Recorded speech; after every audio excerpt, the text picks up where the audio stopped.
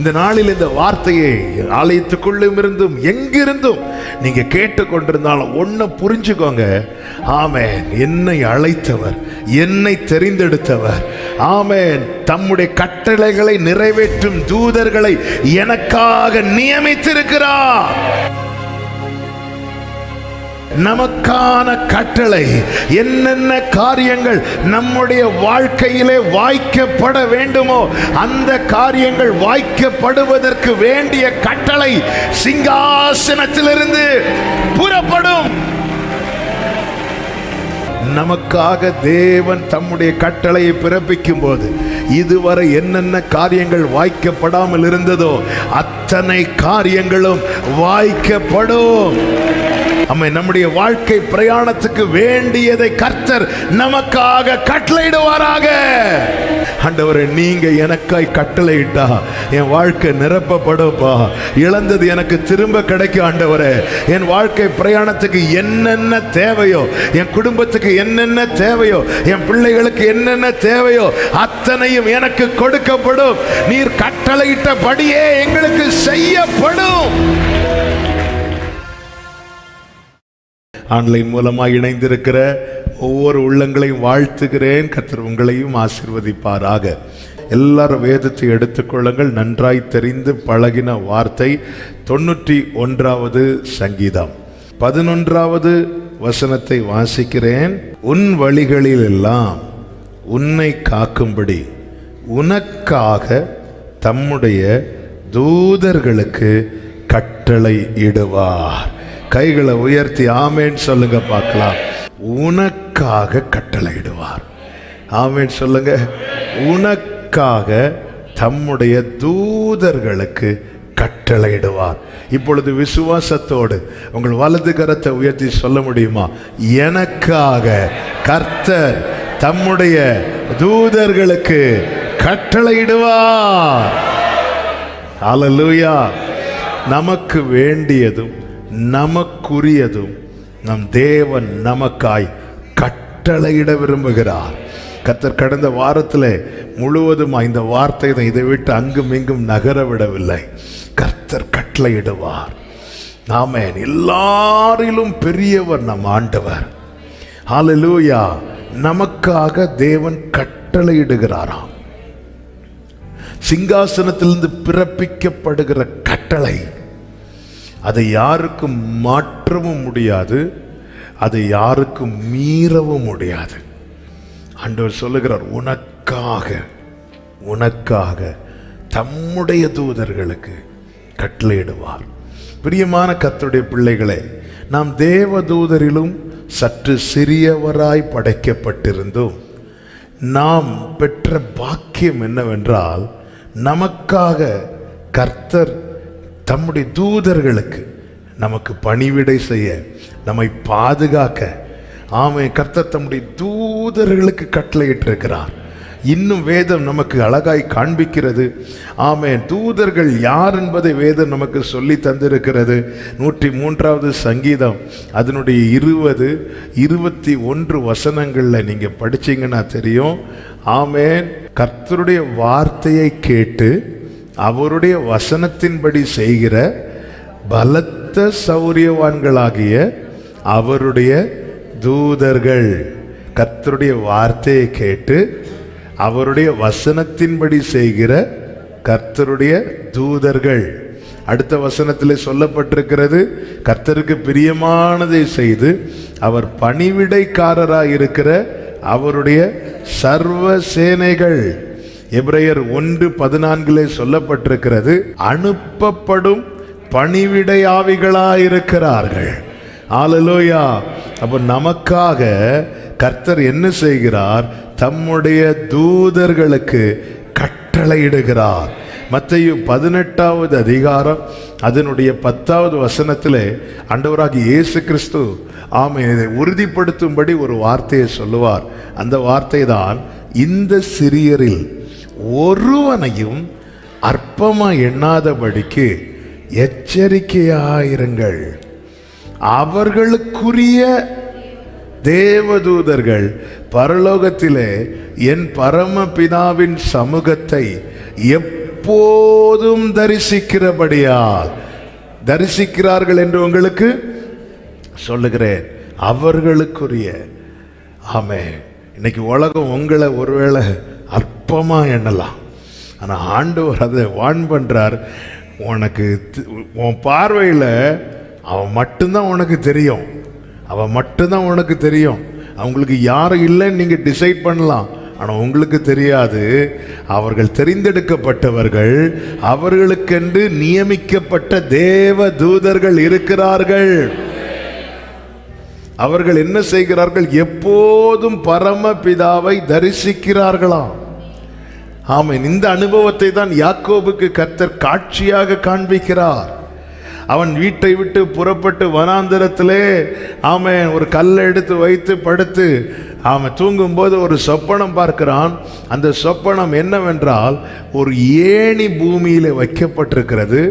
அந்த ஏணியின் மறுமுனை வானத்தை தொடுகிறது மாதிரி இருக்கிறது.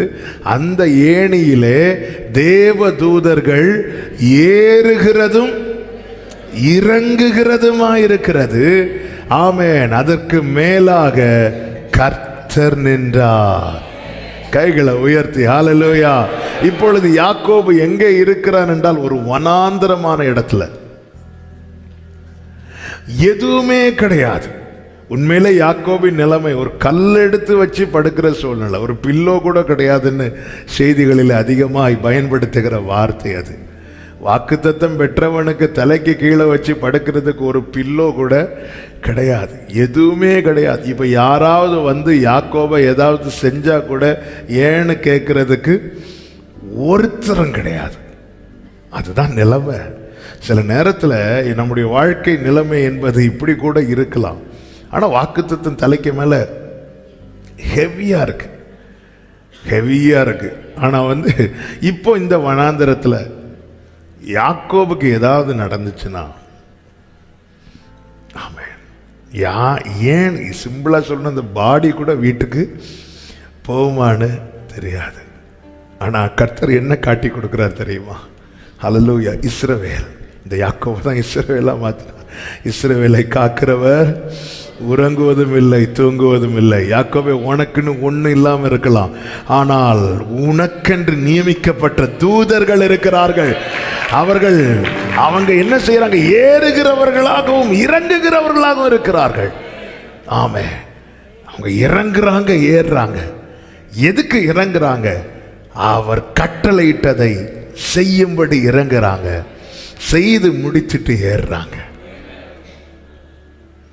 அதனாலதான் சங்கீதக்காரன் சொல்லுகிறான், ஆண்டவரே, மனுஷரை நீர் நினைக்கிறதற்கும் மனுஷகுமாரனை நீர் விசாரிக்கிறதற்கும் அவன் எம்மாத்திரம் என்கிறேன். இந்த நாளில் இந்த வார்த்தையை ஆலயத்துக்குள்ளும் இருந்தும் எங்கிருந்தும் நீங்க கேட்டுக்கொண்டிருந்தாலும் ஒன்னு புரிஞ்சுக்கோங்க. ஆமென், என்னை அழைத்தவர், என்னை தெரிந்தெடுத்தவர், ஆமென், தம்முடைய கட்டளைகளை நிறைவேற்றும் தூதர்களை எனக்காக நியமித்திருக்கிறார். ஹல்லேலூயா. தேவன் கட்டளையிடுகிறார். அவருடைய தூதர்கள் பலத்த சௌரியவான்களாம். நமக்கு தெரியும், ஒரு தூதன் ஒரு பாளையத்தை விசிட் பண்ண போது லட்சத்துக்கும் அதிகமான சத்துருக்கள் காணாமலே இல்லாம போயிட்டாங்க. ஹல்லேலூயா. உன் வழிகளில் எல்லாம் உன்னை காக்கும்படிக்கு உனக்காக தம்முடைய தூதர்களுக்கு. ஆமென். வாழ்க்கையில் பல நேரத்தில் இந்த வெறுமையை சந்திச்சிருப்போம். ஆமென். சில நேரத்தில் கூட தோணும், எனக்கு ஒன்று நடந்தா கூட கேட்கறதுக்கு கூட ஆள் இல்லை. ஆனால் அப்படிப்பட்ட சூழ்நிலையெல்லாம் தாண்டி தான் கர்த்தர் கொண்டு வந்துட்டு இருக்கிறார். ஹல்லேலூயா. நமக்காக கட்டளையிடுகிற, சிங்காசனத்தில் வீற்றிருக்கிற நம்முடைய தேவனுக்கு ஸ்தோத்திரம் உண்டாவதாக. அவன் தேவன் தம்முடைய கட்டளையை பிறப்பிக்க நம்ம தேவ சமூகத்தில் அவன் எதிர்பார்ப்போடு காத்திருப்பது அவசியம். ஒரு சில வார்த்தைகளை சொல்லி நாம் ஜெபிக்க விரும்புகிறேன். புலம்பலின் புஸ்தகம் 3வது அதிகாரம் அதனுடைய 37வது வசனத்தில் இப்படி ஒரு வார்த்தை சொல்லப்பட்டிருக்கும். நல்ல கவனிங்க. ஆண்டவர் கட்டளையிடாதிருக்க காரியம் சம்பவிக்கும் என்று சொல்லுகிறவன் யார்? இந்த வசனம் நமக்கு எதை காண்பிக்கிறது என்றால், எந்த ஒரு காரியம் சம்பவிக்க வேண்டுமானால், எந்த ஒரு காரியமும் வாய்க்கப்பட வேண்டுமானால் அதற்கு ஒருவருடைய கட்டளை பிறப்பிக்கப்பட வேண்டும். எந்த காரியமானாலும் சரி, கர்த்தர் கட்டளையிட்டால் காரியம் வாய்க்கும். நம்முடைய வாழ்க்கையில வாய்க்கப்பட வேண்டிய காரியங்கள் அதிகம் இருக்கலாம். நம்முடைய தொழிலில், நம்முடைய வாழ்க்கையில, நம்முடைய பிள்ளைங்க வாழ்க்கையில, குடும்பத்தில் நம்ம பல போராட்டங்களை பண்ணுகிறோம், பல விதத்தில் முயற்சி எடுக்கிறோம். வேதம் தெளிவாய் சொல்லுகிறது, காரிய சித்தியோ கர்த்தரால் வரும். கர்த்தர் யோசேப்போடே கூட இருந்தார், அவன் காரிய சித்தி உள்ளவனானான். அதன் அர்த்தம் என்னன்னா, அவன் ஒரு காரியத்தை செய்யும் போது அது வாய்க்கப்படுகிறது. யோசேப்பு என்ன செஞ்சாலும் வாய்க்கப்படுது. அப்போதான் சிறைச்சாலை தலைவன் பார்க்குறான், இவன் கூட கர்த்தர் இருக்கிறார். ஆமென். பணம் இருக்கலாம், எல்லாம் வாய்க்கப்படுவதற்கான எல்லா விதமான சூழ்நிலையும் இருக்கலாம். போன வார செய்தியில கேட்டது போல, பாபேல் கோபுரத்தை கட்டுவதற்கு எந்த எதிர்ப்பும் இல்லை. கட்டுவதற்கு என்ன தேவையோ அவைகள் இருக்கிறது. அப்படி இருந்தும் ஏன் அது வாய்க்கப்படவில்லை என்றால், கர்த்தர் கட்டளையிடவில்லை. கர்த்தர் கட்டளையிடாதிருக்க காரியம் சம்பவிக்கும் என்று சொல்லுகிறவன் யார்? கர்த்தர் கட்டளையிட்டால் மட்டுமே எந்த ஒரு காரியமும் வாய்க்கப்படும். எனவேதான் ஒரு தேவ பிள்ளை எங்க எதிர்பார்ப்பு எப்படி இருக்க வேண்டும் என்றால், சங்கீதம் 57:2 தாவீது சொல்லுகிறாரே, எனக்காக யாவையும் செய்து முடிக்க போகிற தேவனாகிய உன்னதமான தேவனை நோக்கி கூப்பிடுவேன். அப்படி கூப்பிடும் போது கர்த்தர் என்ன செய்வாராம்? 3வது வசனத்திலே சொல்லப்பட்டிருக்கிறது, என்னை விழுங்க பார்க்கிறவன் என்னை நிந்திக்கையில் அவர் பரலோகத்திலிருந்து ஒத்தாசை அனுப்பி என்னை ரட்சிப்பார். நான் காக்கப்படணும், நான் மீட்கப்படணுமா, என் காரியங்கள் எல்லாம் வாய்க்கப்பட வேண்டுமா, அதை தீர்மானிக்கிறது கர்த்தர். அவர் கட்டளையிடணும். எனவேதான் தேவ சமூகத்திலிருந்து நமக்கு ஃபேவரான கட்டளை பிறப்பிக்கப்பட ஒவ்வொரு தேவ பிள்ளையும், இந்த சங்கீதம் 91 ஆமென், அதற்கு அருமையா நமக்கு அதை காண்பிக்கிறது. அதனுடைய முதல் வசனமே என்ன? உன்னதமானவருடைய மறைவில் இருக்கிறவன். மறைவில் என்னையும் உங்களையும் கர்த்தர் கிருபையாய் கொண்டு வந்திருக்கிறார். அடுத்த வார்த்தை, அவன் என் நாமத்தை அறிந்திருக்கிறபடியால். க்ளோரி. அப்போ தேவ பிள்ளைகளே, தேவனை ப்ளீஸ் பண்ண, தேவனை பிரியப்படுத்த நமக்கான கட்டளை என்னென்ன காரியங்கள் நம்முடைய வாழ்க்கையிலே வாய்க்கப்பட வேண்டுமோ அந்த காரியங்கள் வாய்க்கப்படுவதற்கு வேண்டிய கட்டளை சிங்காசனத்திலிருந்து புறப்படும். ஹல்லேலூயா. நான் ஜெபித்தாலும் அந்த ஜெபத்துக்கு பதிலை அவர் கட்டளையிட வேண்டும். அவர் கட்டளையிட்டால் தான் எனக்கு வாய்க்கும். ஏன் வாய்க்கவில்லை? கடந்த நாட்களில் திரும்பி பார்க்க வேண்டும். அப்போ இன்னைக்கு கர்த்தர் தருகிற வார்த்தை இது. அவர் கட்டளையிடாதிருக்க. எல்லாருமே எனக்கு அந்த அமைச்சரை தெரியும், எனக்கு இந்த மினிஸ்டரை தெரியும், எனக்கு இந்த அதிகாரியை தெரியும், எனக்கு அவங்களுக்கு தெரியும், இவங்களுக்கு எல்லாம் தெரிஞ்ச ஒண்ணுமே வாய்க்கப்படவில்லையே என்பது அநேகருடைய புலம்பலா இருக்கு. எல்லாமே ஆமா, 5 ரவுண்ட் இன்டர்வியூல 4 ரவுண்டு கிளியரா, இந்த கடைசியில போகுது, 1 மார்க்ல அவுட் ஆகுது. ஆமா, தேவனை அறிந்த தேவ பிள்ளைகளை புரிந்து கொள்ளுங்கள். அவர் கட்டளையிட்டார்னா, நெகேமியா சொல்றார், பரலோகத்தின் தேவனானவர் எங்களுக்கு காரியத்தை கைகூடி வர பண்ணுவார். ஆமென். எந்த ஒரு காரியமும் கைகூடி வரப்பட வேண்டுமானாலும், வாய்க்கப்பட வேண்டுமானாலும், நமக்கு நன்மையாய் அது முடிய வேண்டுமானாலும், அது தேவன் கட்டளையிட வேண்டும்.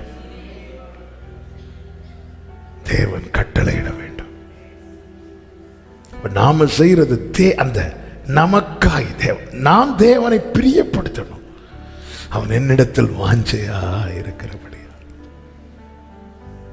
வாஞ்சையா இருக்கிறவன் என்ன செய்வான் தெரியுமா? அவருடைய நிழல்லே தங்குவான். நிழல்லே தங்குவான். அதான் வாஞ்சையா இருக்கிறவனுடைய அடையாளம். வாங்கிட்டு போறவங்க வேற, வாஞ்சையா இருக்கிறவங்க வேற. வாஞ்சையா இருக்கிறவன், ஆமென், நான் எங்க போவேன் ஆண்டவரே, அந்த நிழலிலே, ஹல்லேலூயா, அந்த நிழலிலே தங்குவான். வாஞ்சையா இருக்கிறவன். நேசரேவும் தீரு பாதம் அமர்ந்தே நிம்மதி. இந்த வாஞ்சையா இருக்கிறவன். உன்னத பாட்டு 2வது அதிகாரத்தில் சூனேமியால் சொல்லுகிற ஒரு அருமையான வார்த்தை இருக்கிறது. 3வது வசனம், காட்டு மரங்களுக்குள்ளே கிச்சிலி மரம் எப்படி இருக்கிறதோ அப்படியே குமாரருக்குள்ளே என் நேசர் இருக்கிறார். அதன் நிழலிலே வாஞ்சையாய் உட்காருகிறேன். அதன் கனி என் வாய்க்கு. ஆமென். வாஞ்சை. ஹல்லேலூயா. வாஞ்சையாய் அமருகிறவனுக்காக கீழே ஆண்டவர் சொல்லுகிறார் பாருங்க, கட்டளை. ஆமென். எருசலேம் குமாரத்திகளே, ஆமாம், எனக்கு பிரியமானவளுக்கு மனதாக மட்டும் அவளை எழுப்பாதிருங்கள் என்று கர்த்தர் அங்கே நேசர் சொல்ல. 7வது வசனம், எனக்கு பிரியமானவளுக்கு மனதாக மட்டும் நீங்கள் அவளை விழிக்க பண்ணாமலும் எழுப்பாமலும் இருக்கும்படி வெளிமான்கள் மேலும் வெளியின் மறைகள் மேலும் உங்களை ஆணையிடுகிறேன். அவர் சமூகத்தில் அமருகிறவர்களுக்கான ஆணை, கட்டளை பிறப்பிக்கப்படும். ஹல்லேலூயா. வாஞ்சையாய் வாஞ்சையாய் வாஞ்சையாய் அமருகிற ஆண்டவரே. 63ஆம் சங்கீதத்தில் தாவீது சொல்லுகிறார், அதை நம்ம அழகாய் பாடுவோமே. சுவையான உணவை உண்பது போல் திருப்தி அடைகிற அந்த பிரசனத்தை, அந்த சமூகத்தில் தாவீது எவ்வளவு வாஞ்சியா இருக்கிறார். தாவீதுக்கான கட்டளை பிறப்பிக்கப்பட்டு கொண்டே இருந்தது. அதன் ஒரு அடையாளம் தானே சாமுவேல் அனுப்பப்படுகிறார். ஆமென். ஆண்டவர் ஸ்ட்ரிக்டா அந்த விஷயத்தில் இருந்தார். அந்த கட்டளை என்பது அதில் அட்ஜஸ்ட்மெண்டே கிடையாது. அட்ஜஸ்ட்மெண்ட் இருந்திருக்குமானால் ஆமென், தாவீது தான் இல்லை அந்த மூத்தவன் மேல அபிஷேகத்தை வைப்போன்னு போயிருக்கலாம். ஆனால் அட்ஜஸ்ட்மெண்ட் கிடையாது. இது தாவீதுக்காக பிறப்பிக்கப்பட்ட கட்டளை. ஹல்லேலூயா.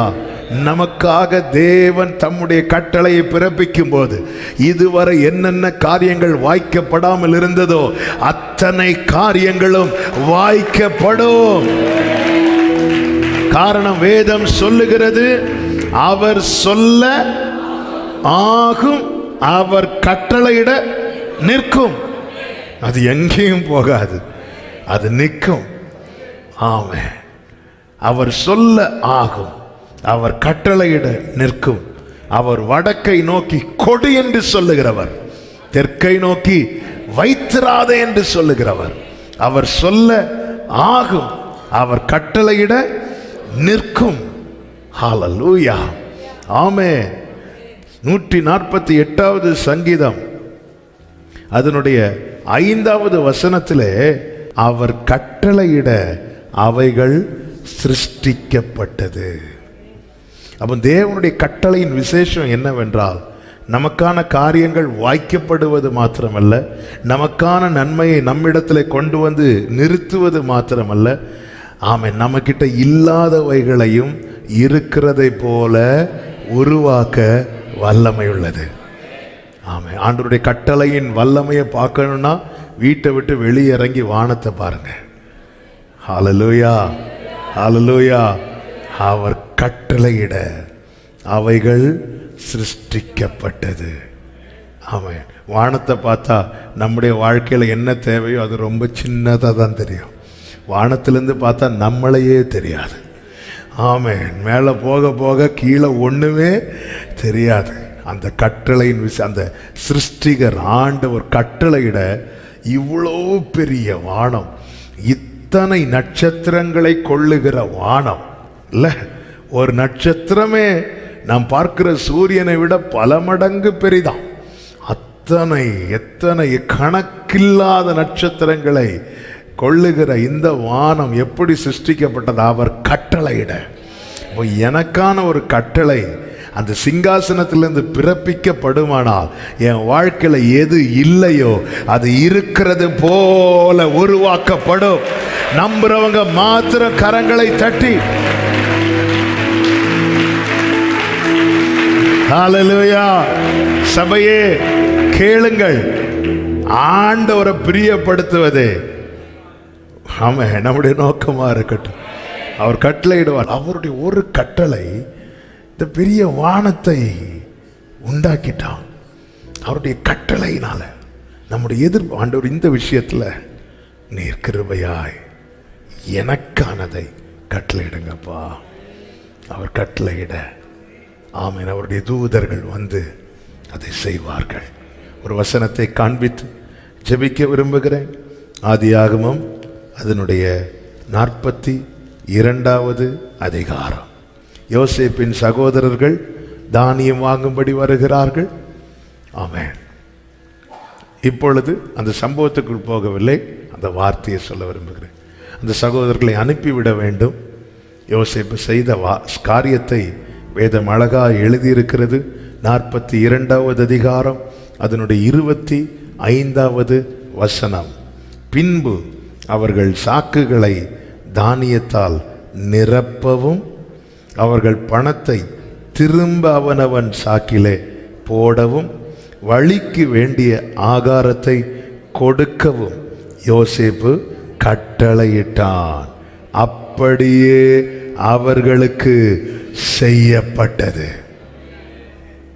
3 வார்த்தை: நிரப்பவும், திரும்ப கொடுக்கவும், வேண்டியதை கொடுக்கவும். யோசேப்பு கட்டளையிட்டான். நிரப்ப, திரும்ப பெற, வேண்டியதை கொடுக்க யோசேப்பு கட்டளையிட்டான். வேதம் சொல்லுகிறது அப்படியே 3ல் 2 செஞ்சுட்டு 1 செய்யாம விடல. ஏனென்றால் கட்டளை என்பது குடிசையிலிருந்து புறப்படவில்லை, சிங்காசனத்திலிருந்து புறப்பட்டது. ஒரு யோசேப்பு தன்னுடைய ஸ்தானத்திலிருந்து பிறப்பித்த கட்டளையை அவனுக்கு கீழிருந்த பணிவிடைக்காரர்கள் அப்படியே செய்வார்களானால், நமக்காய் நியமிக்கப்பட்ட தூதர்களை கர்த்தர் கட்டளையிடும் போது இந்த 3 வார்த்தை இருதயத்தில் நிரப்பப்படணும், திரும்ப பெறணும், வேண்டியதை பெற்றுக்கொள்ளணும். கர்த்தர் எனக்காய் கட்டளையிடுவார். சில காரியங்களை திரும்ப பெற கர்த்தர் கட்டளையிடுவாராக. வாழ்க்கையில வேண்டியதை நிரப்பப்பட அந்த நிறைவை கர்த்தர் கட்டளையிடுவாராக. நம்முடைய வாழ்க்கை பிரயாணத்துக்கு வேண்டியதை கர்த்தர் நமக்காக கட்டளையிடுவாராக. கைகளை உயர்த்தி ஆமென். எனக்காக யாவையும் செய்பவரே, செய்து தேவன் கட்டளையிட்டால் நிறைவு உண்டாகும். தேவன் கட்டளையிட்டால் நாம் இழந்த அனைத்தையும் திரும்ப பெற முடியும். தேவன் கட்டளையிட்டால் நம்முடைய வாழ்க்கை பிரயாணத்துக்கு என்ன தேவையோ அது நமக்கு கிடைக்கப்படும். ஆமே, தேவன் கட்டளையிடணும். சபையே தேவனை பிரியப்படுத்து. ஹல்லேலூயா, ஹல்லேலூயா. தேவன் காரணம் அவர் நினைச்சா மட்டும்தான் நாம் எல்லாம் ஒவ்வொரு காரியம் வாய்க்கப்பட. எத்தனை மனிதர்களை பிரியப்படுத்தி அந்த முயற்சியில் நாம் கண்டது தோல்விதானே. எத்தனை பேரை பிரியப்படுத்தி, சிலர்லாம் ஒருத்தங்களை பிரியப்படுத்துறதுக்கு அவங்க முன்னாடி இன்னொருத்தங்களை தாழ்த்தி பேசுவாங்க. இதுக்கு முன்னாடி ஒரு அதிகாரி இருந்தார், ஐயோ அவர் ஒண்ணுமே செய்ய மாட்டார், நீங்க தங்கமான மனுஷன். எத்தனை பேரை பிரியப்படுத்த வேண்டாங்க. நம்ம மேல அந்த அழைப்பு இருக்கு. அவருடைய நாமம் தரிக்கப்பட்டிருக்கிறது, அவருடைய அபிஷேகம் முத்திரையாய் போடப்பட்டிருக்கிறது. ஹல்லேலூயா. வேலைக்காரருடைய கண்கள் தங்கள் எஜமான்களின் கையை நோக்கி இருக்குமா போல, வேலைக்காரின் கண்கள் தங்கள் எஜமாட்டின் கையை நோக்கி இருக்குமா போல, எங்கள் தேவனாகிய கர்த்தர் எங்களுக்கு இரக்கம் செய்யும் வரைக்கும் எங்கள் கண்கள் உண்மையே நோக்கி இருக்கிறது. ஆண்டவரே, நீங்க எனக்காய் கட்டளையிட்டா என் வாழ்க்கை நிரப்பப்படும்பா. இழந்தது எனக்கு திரும்ப கிடைக்கும். ஆண்டவரே, என் வாழ்க்கை பிரயாணத்துக்கு என்னென்ன தேவையோ, என் குடும்பத்துக்கு என்னென்ன தேவையோ, என் பிள்ளைகளுக்கு என்னென்ன தேவையோ அத்தனையும் எனக்கு கொடுக்கப்படும். நீர் கட்டளையிட்டபடியே எங்களுக்கு செய்யப்படும். நாங்கள் அதை நம்புகிறோம். ஆண்டவரே, ஆண்டவரே, ஹல்லேலூயா. எனக்காக யாவையும் செய்பவர், செய்து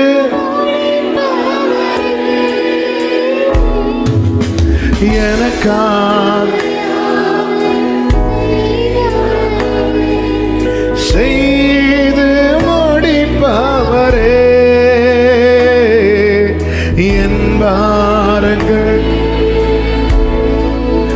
என் சுமைகள்,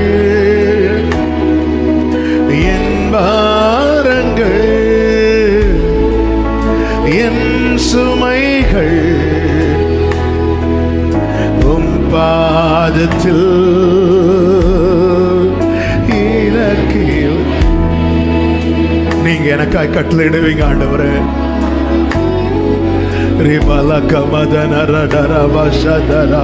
ரெண்டு கரங்களை உயர்த்தி செய்யா. ஓ என் முன்னே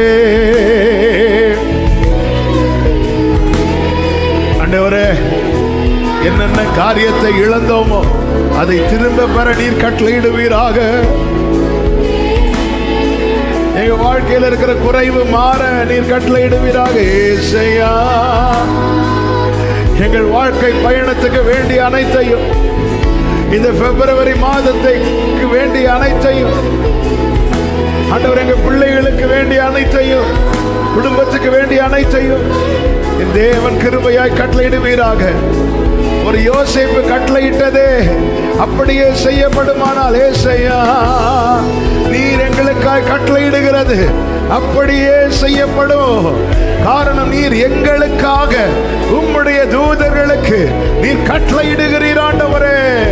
எங்களுக்காக எங்களுக்காக எங்களுக்காக கட்டளையை பிறப்பிக்கிற எங்கள் தேவனாகிய கர்த்தர், எங்கள் ஆண்டவராகிய இயேசு கிறிஸ்துவுக்கு மகிமை, கனம், துதி, ஸ்தோத்திரம் உண்டாவதாக. ஆமென், ஆமென், ஆமென், ஆமென். ஹல்லேலூயா. பிரியமான கர்த்தருடைய பிள்ளைகளே, அவன் என்னிடத்தில் வாஞ்சியா இருக்கிறபடியா, ஆண்டவரே, இவனுக்காக நீங்க உங்க மகிமையான சிங்காசனத்திலிருந்து இவ்வளவு ஆண்டவரை கட்டளையிட்டு தூதர்களை கொண்டு செய்ய வைக்க காரணம் என்ன? அவன் என்னிடத்தில் வாஞ்சையாக இருக்கிறான்.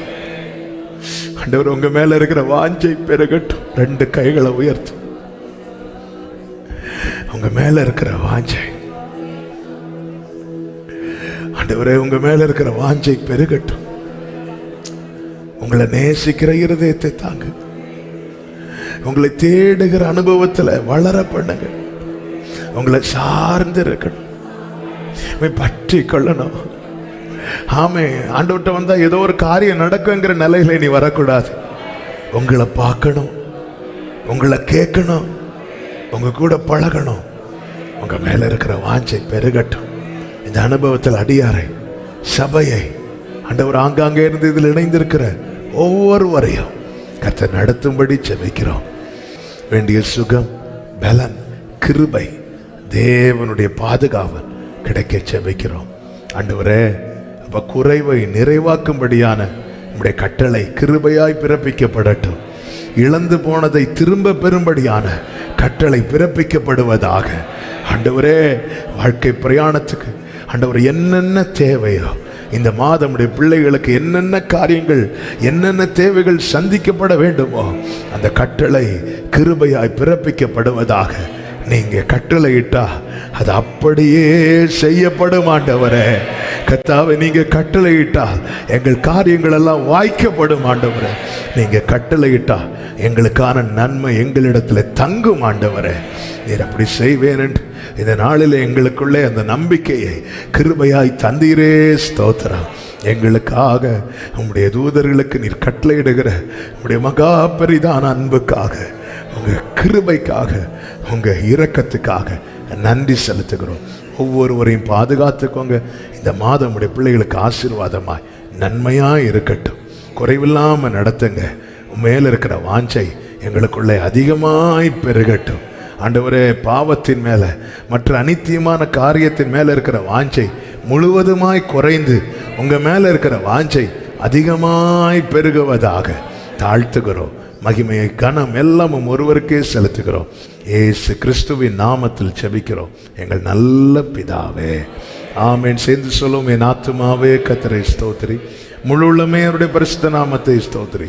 என் ஆத்துமாவே கர்த்தரை ஸ்தோத்திரி, கர்த்தர் செய்த சகல உபகாரங்களை மறவாதே. ஆமென். நம்முடைய கர்த்தராகிய இயேசு கிறிஸ்துவின் கிருபையும் பிதாவாகிய தேவனுடைய அன்பும் பரிசுத்த ஆவியானவருடைய ஐக்கியமும் சிநேகமும் பாதுகாவலும் நம் அனைவரோடும் எல்லா பரிசுத்தவான்களோடு கூட கர்த்தருடைய வருகை மட்டும் தங்கியிருப்பதாக. ஆமென். ஹல்லேலூயா. God bless you. கர்த்தர் உங்களை ஆசீர்வதிப்பாராக. ஆமென்.